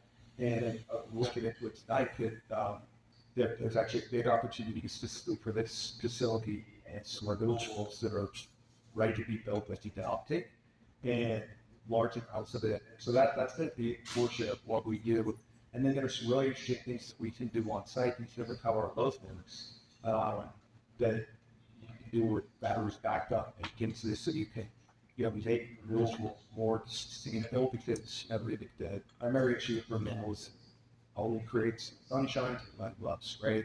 And so there's some really interesting things we're working on in the future. And go back to the extra land or because some of these questions came up, but this one came up multiple times on the agricultural use. There's going to be some things that we're working on with the land that we have, because we have waste heat that is more concentrated with cooling. We can actually capture that waste heat, produce greenhouses that will work all through the winter to grow, just tomatoes or any other plants that could work well in greenhouses. So there's a lot of opportunity. In some instances, you took these, before smoke town, you take the waste heat and you actually have to create against accounts. There's a lot of recapture opportunity with these facilities over time, but it's that stable long term. Here, I go opposite of that. There's a professor at NDSU here on the ag department side. They applied for a grant study capturing waste heat for use in different greenhouse, manufacturing, or other processes. They applied for the grant. We provided matching funds for that. And so we're trying to figure out what that is. We didn't really talk about it because it's in its infancy. We don't know all the answers, so I don't want to stand here and say, hey, we're building all these 900 acres of greenhouses to do all this, but we have provided matching funds. We've committed matching funds to the NDSU professor to do that. And I think that it's great news. I mean, if we're generating extra heat, let's do something with it. Maybe it's making beer, or maybe it's making cheese, or maybe it's heating cow barns. Like, I don't know what it is, but that's kind of the process to figure it out.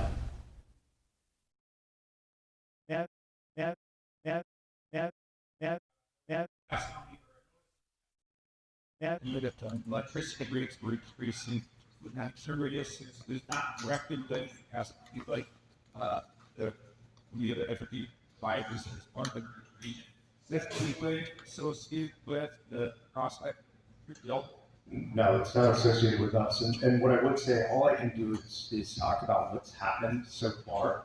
So we've been running close to 200 megawatts in Ellendale for the past 2 years and 2.5 years, and 2 years in a row. And you could Google this and you'll find it, that the residents' electricity bills decreased 2 years in a row from us being there. And this goes back to utilizing infrastructure that's there, the utility that people relocated next to the substations, they didn't build anything out. The utility makes money from us and a lot of electricity that would otherwise go unused or exported. And then we pay a toll, and then just the way it's co-ops, and it's like this one is with MDUs, so the way PS stores, they give some of that money back to their end users. And so we've lowered electricity bills 2 years in a row for people around the area. On these. Yeah. So for 2023, our usage in Allendale resulted in $5.4 million in credits to MDU's ratepayers North Dakota. And for 2024, it was $5.7 million in credits. So when we look, somebody asked earlier, like, how do you pick a site? It's about infrastructure. So we work with utilities to say, where is their existing infrastructure? So we don't have to build a lot of extra infrastructure. Where is their existing infrastructure that we can come in and put a facility at that will more fully utilize that infrastructure, which means you get a better utilization rate, right? So if you've got a fixed pipe and you're only using a little bit of water going through it, that's not a good utilization rate. But if you can fill the pipe, that's more efficient. And utilities, all of us are being impacted by inflation, by fuel rates changing, and that goes into all of it. But they have the power, the generating power, but they're sending it over to other places.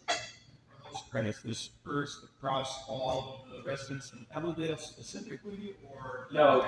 It's so for MDU, it's all of the MDU North Dakota ratepayers. So all of the ratepayers in North Dakota. And they're an investor-owned utility. It's different than a co-op. Co-ops. The CEO of Cass County Electric was here last week and talked about it. They do it a little different. They do some sort of returns, based on voting, what their operational, their nonprofits. Or not-for-profit entities, a little bit different. Yeah. You just point out where Harwood is. Over here. It's on the top left of that middle guy. It's over here. What's that? So County 26. This is 81 here. Okay. This is 22. The softball fields are right here. 22. Okay. This is 22. It's also called Dakota, I think. Dakota or 22. Yeah, so can you start about traffic roads? Yeah. So we have really 3 options here on traffic. I spoke with somebody after the meeting. Yep. Because that's your portfolio. Yep. So there's really a few ways in and out of this area. There's a freeway exit here, which is off of 29. That's County Road 22.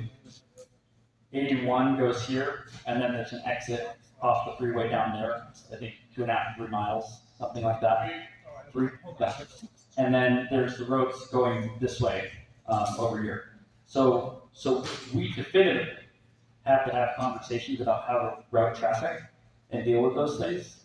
I think, and I've heard from at least this over here, that routing traffic from that south area will alleviate the congestion up here for trucks. We're open to that. That's fine. We don't mind. And what we look for, why do we facilitate conversations? We had that town hall meeting last week because we want to hear things. We don't know.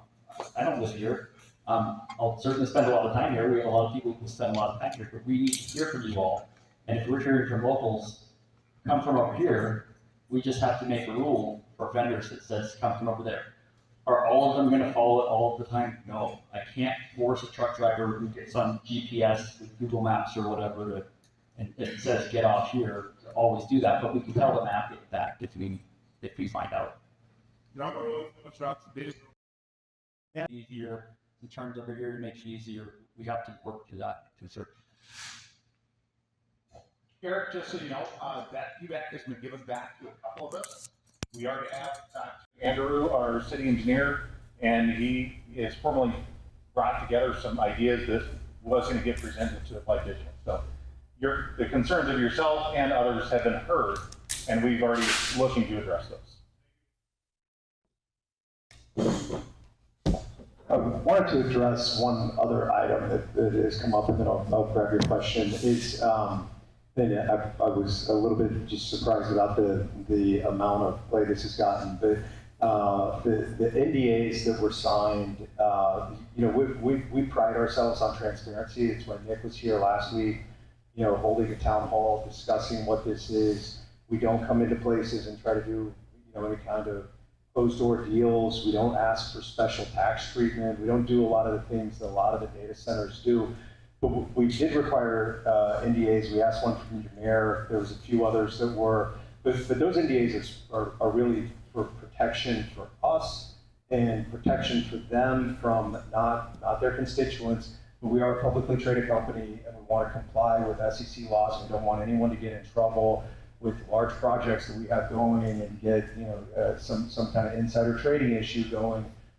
So it's their protection, but then there's protection for us. That we take them, we look at our facility, we lay out our plans, we talk about it, but we might not do a project here. And if we don't do a project here, we don't want to have that competitively sensitive information rolling around. So you can blame us on NDAs, but it's really for legal protection for the person and for us, and not to try to hide anything from anyone. If we wanted to hide, we would have never showed up for the town hall last week or show up here to have this discussion. We just go and try to make it happen that way. On a groundbreaking, the next week is October, the first week of October, and then need to do a second approval and do the building permit. So could you, in theory, still accomplish that September breaking, or do you have to wait for the building permit and the second approval? Yeah, we don't always get what we want, right? But we want to try to make things, and it takes risks to make things happen. It's for us. It's as soon as we can make it happen, just from a weather perspective. I mean, we love the weather here for what we do, but it does create some problems for construction.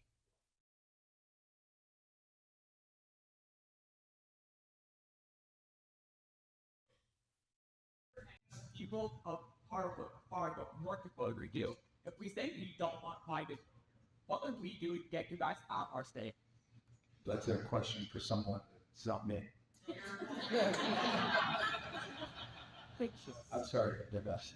You take your court case above the box. No. No. Does anyone else have a question? That Understand? Yeah, absolutely. You exercise democracy. Did you vote in the last election? I don't know who asked the question. I'm just asking. Did you vote in the last election?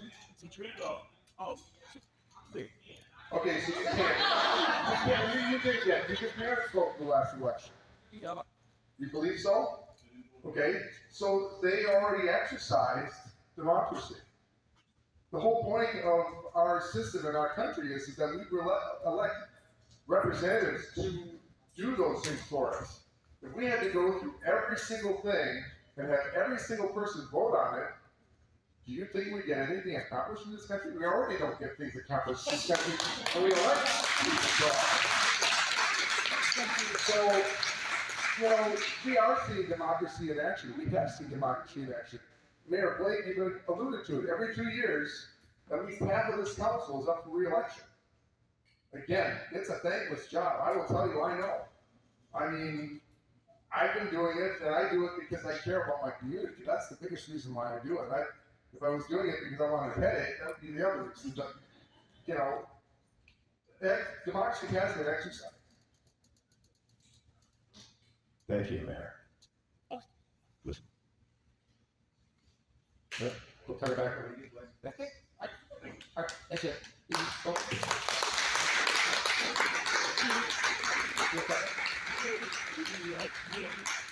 I've seen it, but yep. The only other comment I would have, if you like it breaks, is the CEO, maybe to address a little bit of gas. Electric has come out publicly in the paper and also at the town hall that Applied Digital had last week and said the rate increase is in no way affiliated with this project. It was, I think it's something with their off-peak rates. But he's been publicly on record saying it's nothing to do with this project. All right, on to the planning and zoning recommendation. And for this, Jamie, it's your portfolio. Councilman Edom, I'll ask you to address that.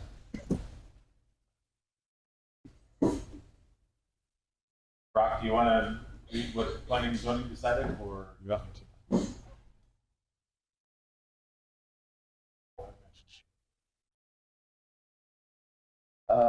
Basically, after we listened to all the people that came up to have something to say, This is Brock Hansen, he's Chair of Zoning and Planning. after listening to everybody's concerns and everything, we did have a unanimous vote to recommend to approve the rezoning to the city council. Everybody was in favor. Okay, thank you for that. Jane, your portfolio, anything else you'd like to add?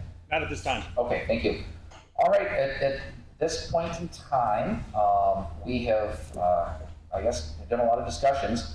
Would anyone like to make a motion regarding the first reading of the zoning change from agricultural to industrial? So moved. Can I get a second? Also. Okay, that was Chris Fix in the second. All in favor? Aye. All right, it's a unanimous vote. On to building permits for MBN. It is in our packet. Andrew, if I can turn to you for this a little bit. You've taken a look at this, correct?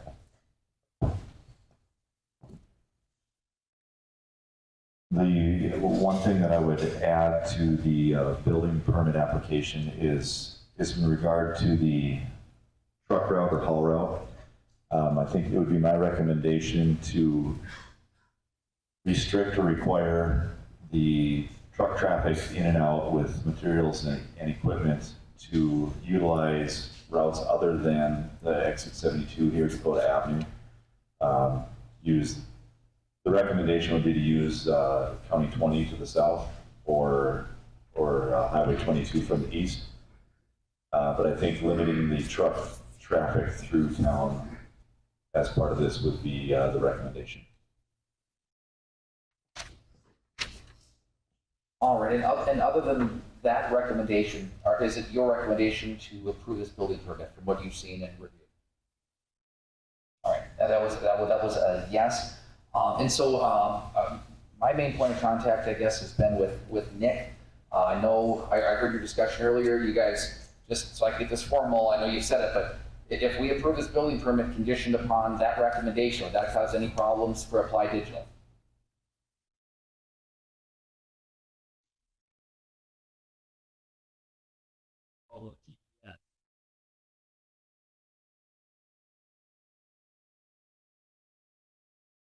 Right.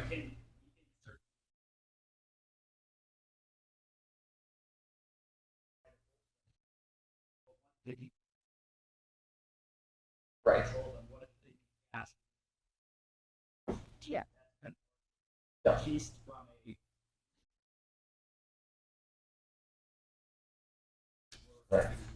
Okay, Petro Surf might not like that, but in any event, yes, appreciate that, and even I spoke publicly that that's can't control everybody, and I understand that. But as long as you guys are open to that and following that recommendation by our city engineer, would anyone like to make a motion or any other conversation regarding contingent upon the second reading? Thank you. Regarding the building permit that's been submitted in our council packet. All motion contingent on the second reading. Okay, that was Chris Higgins making the motion contingent upon the second reading. Can I get a second? I'll second. That's Dick Sundberg with the second. All in favor? Aye. Aye. All right, motion unanimously carries. On to another building permit, and I for last name is, if I'm saying this right, Schlenker. Laker.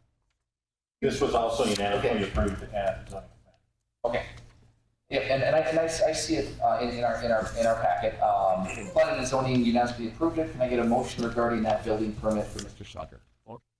That was Chris Fix, second. Second. Chris Higgins, all in favor? Aye. All right, unanimous vote. On to Ryan Volk's letter. Ryan was here earlier. Northeast. There. Oh, there, I see him. Okay, thank you. And the crux of the letter, Ryan, correct me if I'm wrong here, is that you would like to purchase some land that currently the city of Harwood owns and gave us a particular price that you believed was fair, and you would like to have a business there. And again, free publicity with all these people here, but you own 701 golf carts. Is that fair? Okay, and your business is buying and selling golf carts. Or I mean, you have a deal with Yamaha, from what I understand, and you sell new golf carts as well as used golf carts. Fair? And you'd like, okay, and you'd like a particular, like, right now you're kind of doing it out of your house, is that fair? All right, and you would like a formal shop or formal business in which to continue on with your business. Okay, so to make. Okay, thank you. I want to make sure that I had all that accurate. So appreciate that, and that is contained in your letters. So, any discussion from council on? I just have one comment. Because offer, but what council needs to do before we keep the process for selling city property was you guys need to determine if you want to sell this particular. Sure. And I believe I just learned I did figure out what parcel this was, and I can't understand it as a city. I think it's just south of our old ponds. It's just right in front of the ball diamonds there. All right. Sarah, it is just south of one of the parcels that is right. Yeah, there. Okay. Yeah. Thank you for that, Sarah. Next step. So I'll just clarification. Next step. We said we do want to sell. Then what would be our next?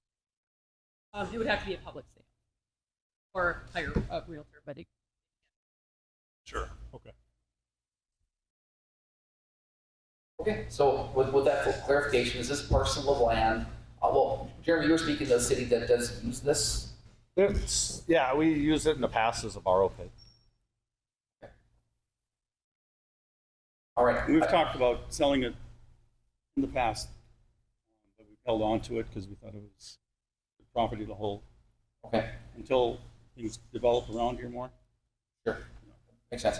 I guess we don't need to do this individually, but does anyone think it's a good idea to sell this parcel of land and put it up for a public auction down the road, or are we just going to hang on to it as a city? Good idea to sell it. Jeremy, can you but can you just explain again, what are we currently using it for? We've used it in the past as a borrow pit. So like if we're flooding, say we have to build up the end of Ash, or we have to build up Maple Lane or something like that, we can actually take the clay out of the ground, which we have in the past, and use it for diking for future flooding if we so need be. And when you're done, then you just replace it back to how it was. So it has been dug up before in the past. So it's not, I believe it's not undisturbed soil. So. Do you have an alternate plan if we sold off that chunk of property? Well, I guess that's my portfolio is the flood control, emergency flood control. Yep. If we don't have that area to borrow from, we don't have dirt. We need access to it. With the diversion out there, that's going to change all that, but I think we're a little bit early to try and sell that right now. I think we should wait until the diversion is done. I think development in the property, that area is going to increase the value. When we get fully developed or fully protected by the diversion, I think it'd be an optimal value then. All right, Dick, thank you for that. Does anyone have a different opinion than Dick they'd like to express, or are we for now just going to hold on to it until after the diversion and see where things go? That's fair.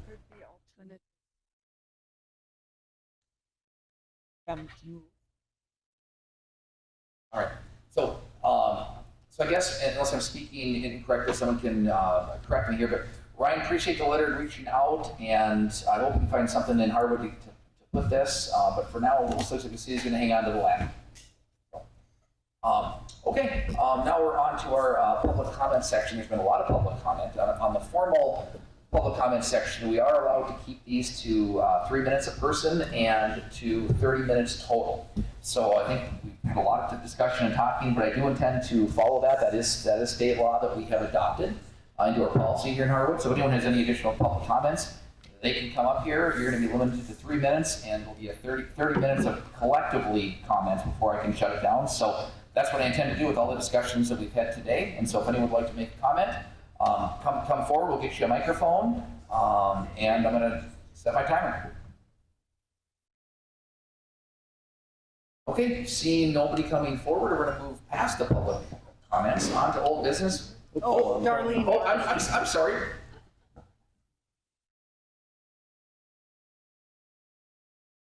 I'm not sure I should comment on this, but earlier there were so many comments about the rusty patch bumblebee and about the environmental aspect of the changing the zoning from agriculture to industrial.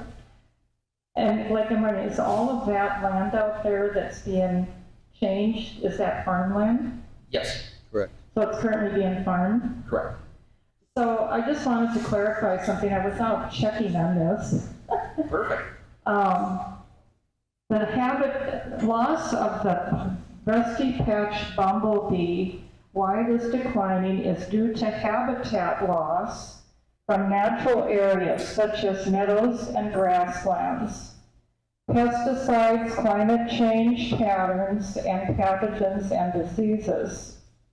Then the next thing I checked is the favorite flowers of the bumblebee. It's lavender, sunflowers, borage, cornflowers, bee balm, asters, and sedum.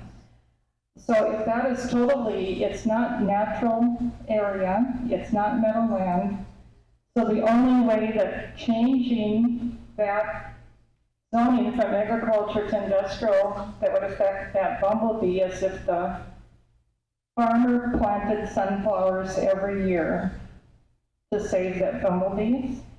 But I think all of us, I love bumblebees, and I think all of us in our own garden patches could plant cornflowers, bee balm, aster, sedum, and we could do a great effect for that bumblebee. Thank you. Yeah, thank you, Darlene.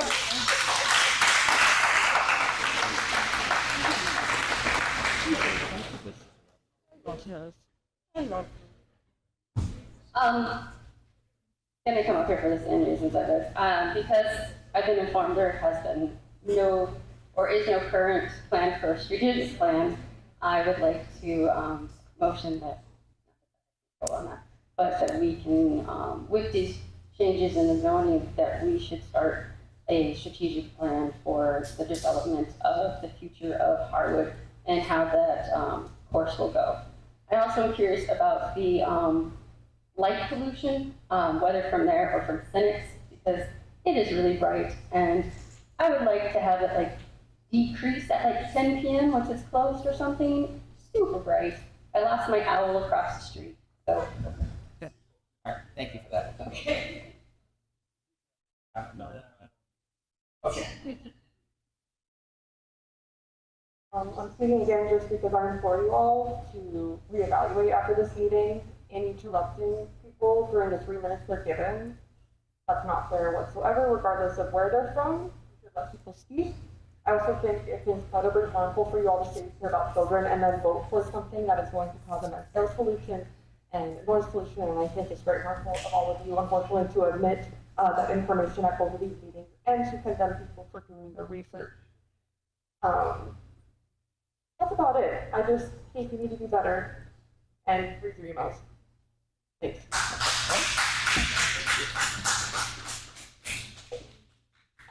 Hi, I was up here earlier asking about this environmental impact review.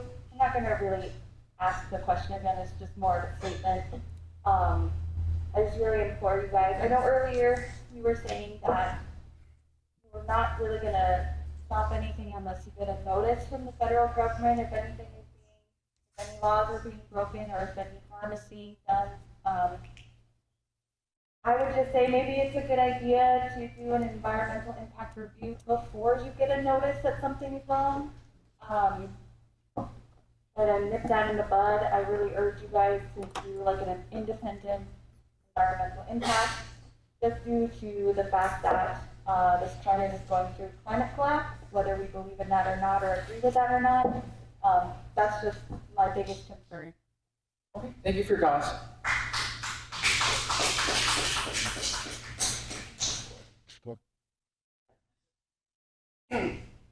Sorry, getting over a cold. I'm out Trevor in Harwood. Sounds like it's going in one way or another, correct? I mean, it's going in. I just asked the city council, by digital, you fight Fargo. We're gonna live with it. We need the perks of it. Yeah, thank you.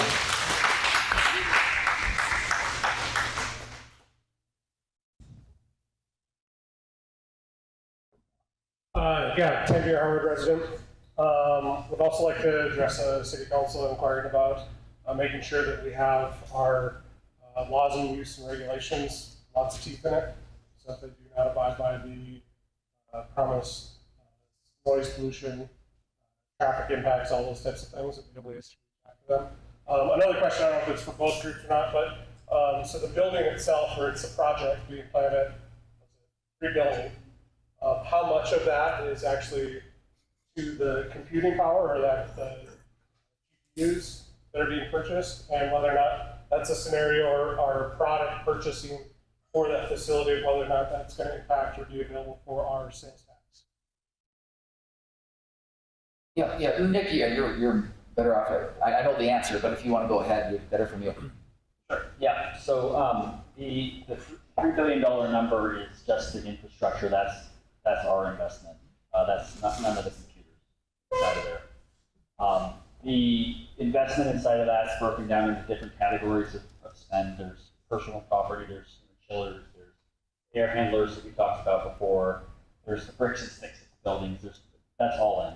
That's everything. The electrical, copper wires, transformers, you name it. But $3 billion is just us. On the other side, the equipment that they put in there, possibly NVIDIA chips or whatever they are, it can be anywhere from 1.5 to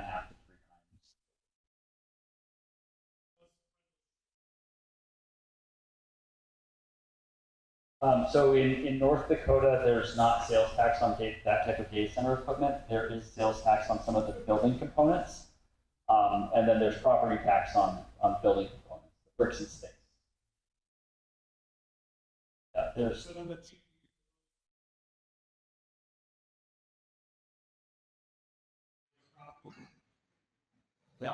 No, the GPUs are personal property. They're not, just like at your house, there's parts of your house that will go towards property tax, and there's parts of your house that won't. Those aren't parts of the house or to the company. Yep. And most states have a program like that. That's at least each ward who actually states that don't charge sales tax on data center equipment like that. So the main value is the outside jobs, the property tax. It's all I can do. Right. Yes. Means we apply to Google.com, email us, that goes to a bunch of us. Marvin over here also is available. We'll also have somebody here physically soon. So yes, we're available. You can email us, that just goes directly to us. Doesn't mean we can answer like 4 seconds later all the time, so we'll answer very quickly. And we also would, we'd also love to do more of these. I think these are good sector events and have a lot of competition.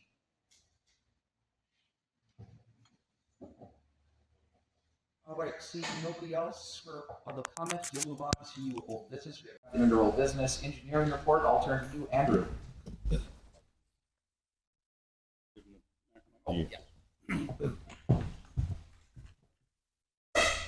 Thank you, Mr. Mayor. I've got a couple of updates for you tonight.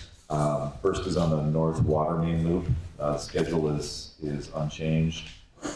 We are in the process of the preliminary design yet at this time.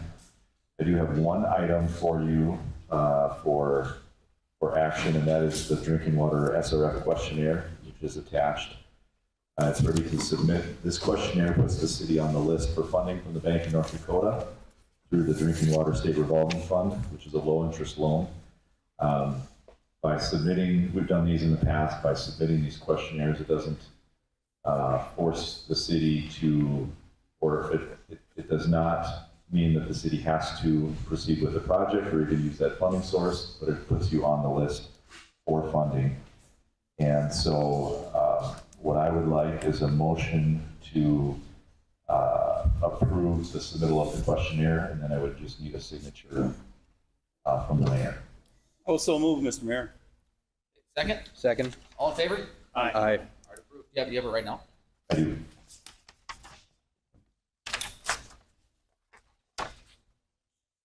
Okay. Second item is an update from the FEMA basement exception submittal.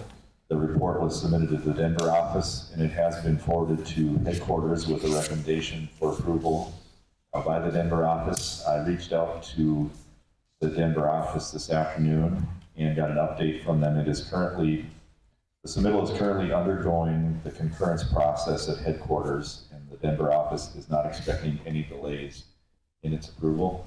So I'm hopeful that we'll hear back this week that we are done with that process. And there's no action that you need to take on that item. That's all I've got on my list.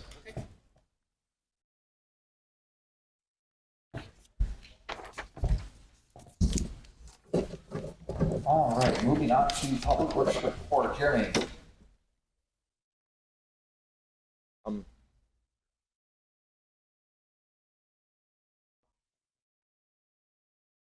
I don't really have anything going on right now, just straight up normal upkeep. Got a tree on Interstate Boulevard, I'm sure everybody heard, happened over the weekend. Somebody's trailer decided to come off the interstate, or some vehicle went all the way across 2 lanes of traffic up Interstate Boulevard and ended in the tree. Thank God it didn't hit somebody's house. So we'll keep an eye on the trees. That's an ongoing process. We'll see how that goes, and hopefully DOT comes to fix the fence. But other than that, I don't have not much. Okay. All right, thank you. Auditors report. Shayla. Got nothing. All right, moving on to portfolio reports. Dix. I have nothing at this time. All right, Chris Higgins. Nothing additional at this time. All right, Jim Adam. It's not necessarily a portfolio report, but I do want to thank our citizens. I've had the opportunity the last 2 weeks to have a lot of good conversations with people, both via email, in person, on the phone. Everybody was respectful. Everybody shared their opinions. I just want to say appreciate it. I also want to thank Shayla. The amount of stuff you've had to do in the last 2 weeks.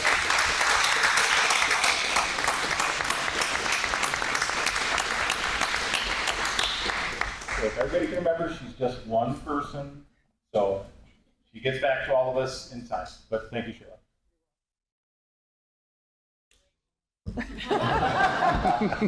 Chris Fix. That's up. All right, and I don't have anything either. Our next regularly scheduled meeting, and that's the only one that's planned as of now, Monday, October 6th, 2025 at 6:30 p.m. With that, I'll take a motion to adjourn. Motion. All in favor? Aye. Aye. Okay, seconded. Like,